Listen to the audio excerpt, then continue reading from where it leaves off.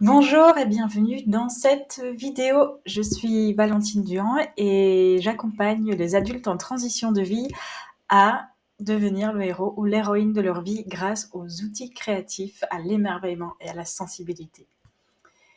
Dans la vidéo d'aujourd'hui, j'ai envie de t'aider à faire des choix. Parce que si tu es comme moi, que tu as plein de choses qui te passionnent, plein d'envies, plein de désirs, plein de grands rêves, tu as aussi du mal à faire des choix. Parce que tu le sais, on te l'a dit et répété, choisir, c'est renoncer, patati patata. Mais aussi parce que choisir, ça demande un engagement. Ça demande un engagement envers soi, envers ses rêves, envers ses désirs, et donc, qui dit désir, dit peur. Et cette peur, elle est là pour nous protéger.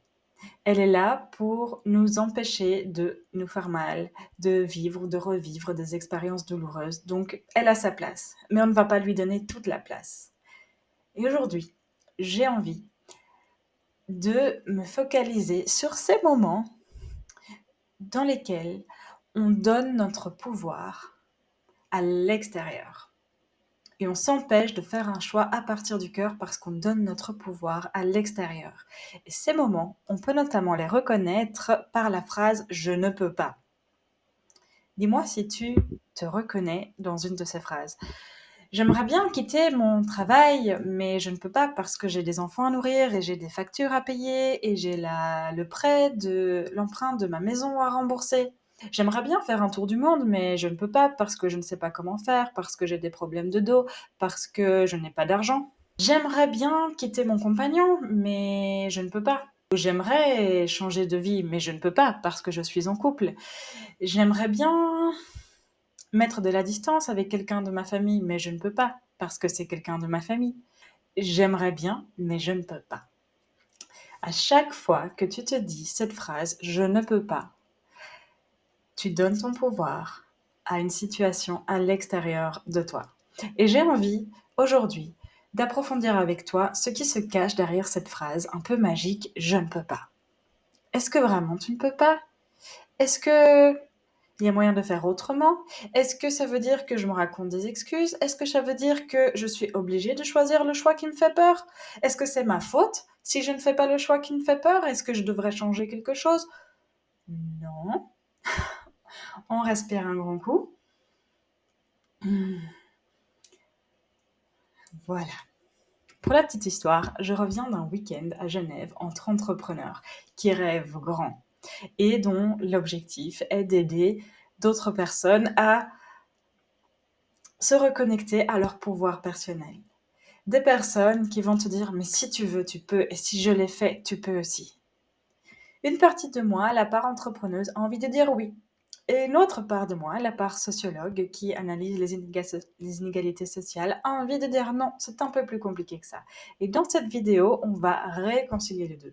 Comment reprendre ton pouvoir et ta responsabilité dans un choix sans te sentir coupable.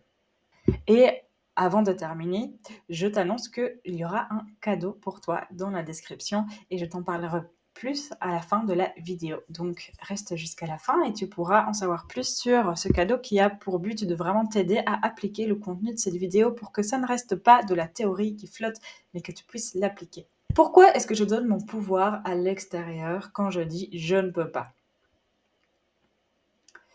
Pour cela, il y a plusieurs questions à se poser. La première, c'est qu'est-ce que je veux dire quand je dis « je ne peux pas ». En français, il n'y a pas de différence entre ce qui en anglais, par exemple, se différencie par « may » ou « can ». Donc être autorisé à ou être capable de. Qu'est-ce que tu veux dire quand tu dis « je ne peux pas » ? Est-ce que tu n'es pas capable ou est-ce que tu n'as pas l'autorisation? Et est-ce que tu n'as pas l'autorisation de quelqu'un d'autre ou est-ce que tu n'as pas l'autorisation de toi-même? Prenons un exemple. J'ai 70 ans et je ne peux pas devenir astronaute parce que je n'ai jamais fait d'études pour être astronaute et c'est un peu tard. Effectivement. Je ne peux pas, je ne suis pas capable dans certaines situations. C'est comme ça. On n'est pas capable. On peut peut-être négocier, réduire ses rêves, réduire ses désirs, mais certains rêves, certains désirs en l'état sont impossibles. Oui. Dans d'autres cas, il s'agit de dépasser sa flemme et d'acquérir des compétences. Et donc, ça n'est pas impossible. Mais je vais plutôt me focaliser sur la deuxième signification de je ne peux pas. Je ne peux pas, je ne peux pas un peu flou entre ce n'est pas possible, je n'ai pas les moyens, je n'ai pas les capacités, je ne m'en donne pas l'autorisation.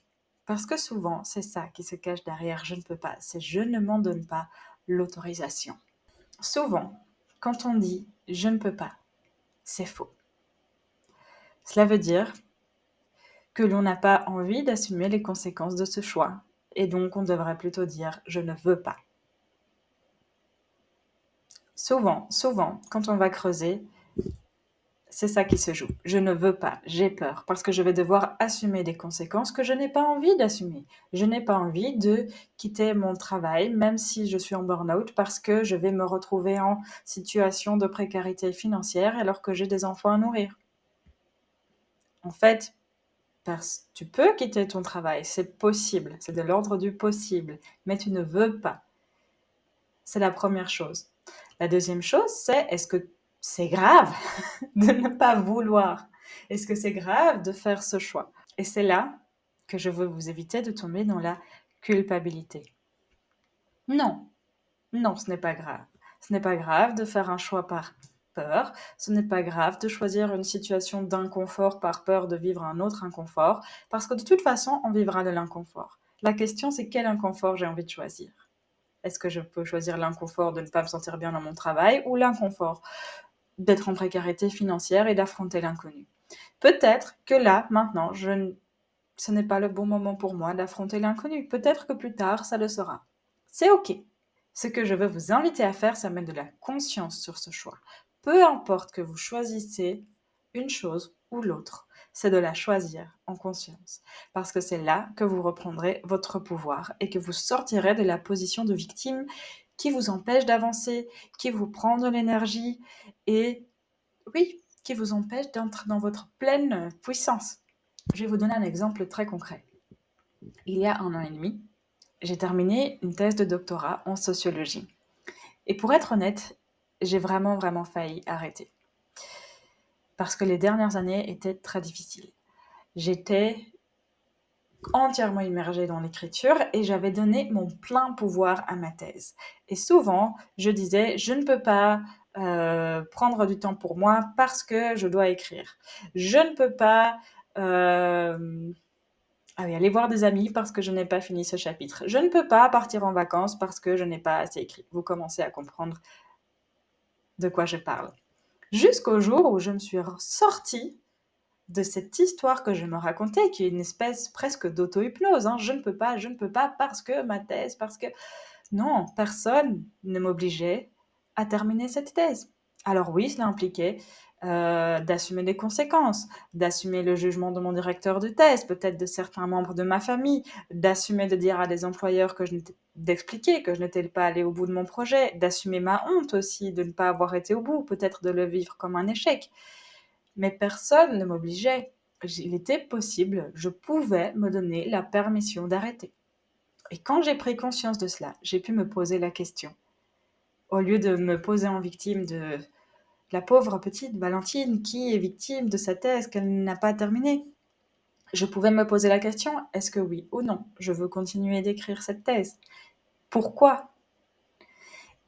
Et j'ai fait le choix alors de la terminer. Et quand j'ai fait ce choix, j'ai pu libérer l'énergie qui était bloquée dans toutes ces ruminations de je ne peux pas, je ne peux pas, je ne peux pas. J'ai pu récupérer cette énergie et la mettre dans l'écriture avec plus de joie parce que c'était mon choix. Je n'étais plus prisonnière de ma thèse.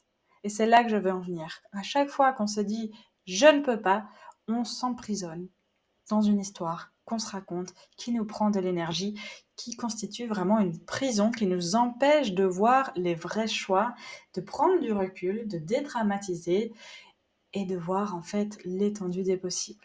Donc en faisant un choix clair, on peut faire émerger à la conscience ce qui était inconscient.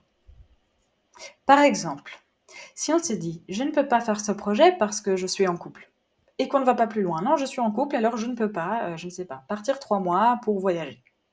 Parce que c'est comme ça. Si on s'arrête là, on donne tout notre pouvoir au fait d'être en couple et donc au partenaire. Et surtout, on se protège soi en évitant d'amener à la conscience ce qu'on entend par là, de faire émerger à la conscience qu'est-ce que cela signifie pour moi d'être en couple. Pourquoi est-ce que dans ma conception du couple, je ne peux pas partir pendant 3 mois? Est-ce que je suis vraiment bien dans mon couple? De faire émerger à la conscience les questions difficiles. Je ne peux pas, c'est une façon d'arrêter la réflexion et de se protéger des sujets difficiles. Mais ce faisant, ça nous empêche de prendre des décisions en conscience. Et avant de terminer, une des objections les plus courantes sont des objections matérielles. J'ai envie de m'arrêter un petit instant sur ce point parce qu'on pourrait se dire que ce sont des choses objectives. Par exemple, oui, je ne peux pas faire le tour du monde ou acheter une maison parce que je n'ai pas l'argent. Je n'ai pas assez d'argent sur mon compte, je n'ai pas de revenus fixes, je suis au chômage, je ne peux pas acheter de maison. C'est objectif. D'une certaine mesure, oui. Je ne peux pas, je n'ai pas les moyens, je n'ai pas les ressources. C'est objectif. Mais j'ai envie de vous partager une anecdote qui peut vous aider à aller plus loin encore dans votre réflexion. Récemment, j'ai reçu une somme d'argent qui m'a permis de réaliser, qui rendait possible des projets que je pensais impossibles.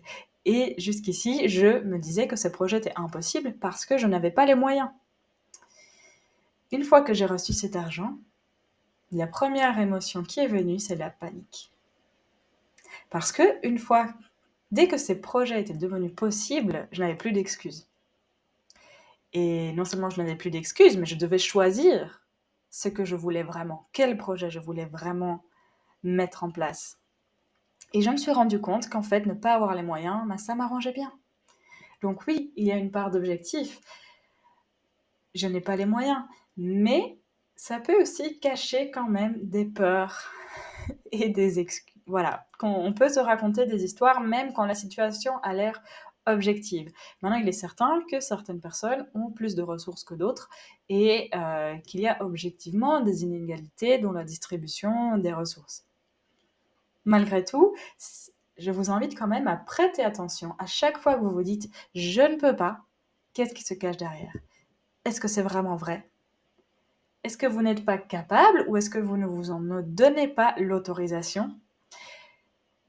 Est-ce que vous pouvez trouver des solutions? Est-ce que vous avez envie de trouver des solutions? Et alors, qu'est-ce que vous allez mettre en place? Ou est-ce qu'au contraire, vous voyez cette situation et non, vous n'avez pas envie d'aller vers le choix de la peur. Vous n'avez pas envie, en fait, d'en faire un saut dans l'inconnu, de sortir de votre zone de confort, et c'est OK aussi. Tant que vous faites un choix en conscience, vous reprenez votre pouvoir. Voilà ce que j'avais envie de vous transmettre, des petits conseils pour, quand vous avez un choix à faire, le faire en conscience, en reprenant votre pouvoir, sans pour autant vous sentir coupable, parce que je pars du principe que tant qu'on est responsable, tous les choix sont bons. Pour vous aider à ancrer cela au quotidien, j'ai un schéma que j'ai réalisé en écrivant cette vidéo que j'ai appelé l'arbre décisionnel de la responsabilité sans culpabilité. Un bien joli mot pour vous dire que c'est un schéma avec à chaque fois des choix, oui, non, pour vous aider à faire ce choix. Donc, une fois que j'ai un choix à faire, est-ce que j'ai envie de le faire? Oui, non. Est-ce que je peux trouver des solutions? Oui, non, etc. Pour vraiment vous poser les bonnes questions et faire un choix en conscience. Le lien se trouve dans la description. Et si vous le souhaitez, vous pourrez également vous inscrire à ma liste email. Je vous donne des nouvelles et des conseils pratiques 2 fois par mois. Voilà, je vous souhaite une très bonne journée. N'hésitez pas à me dire en commentaire si cette vidéo vous a aidé, si elle vous a parlé, si comme moi, faire des choix, c'est difficile, si vous avez tendance à vous dire régulièrement je ne peux pas sans en prendre conscience. Voilà, n'hésitez pas à me faire votre retour. Je vous souhaite une très bonne journée. Au revoir.